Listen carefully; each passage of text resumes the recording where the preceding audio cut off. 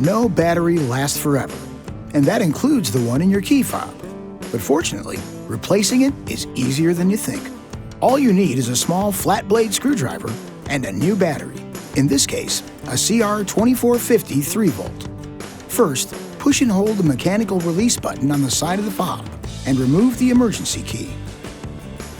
Insert a flat blade screwdriver into the gap on each side of the emergency key slot.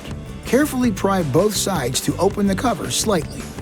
Using your fingers, separate the case. Then, use the screwdriver to pry out the old battery. Insert a new battery with the positive pole facing up.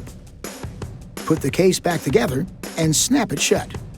Now just reinsert the emergency key and you should be all set. This video is not intended to take the place of your owner's manual. For complete details and other important safety information, please see your owner's information.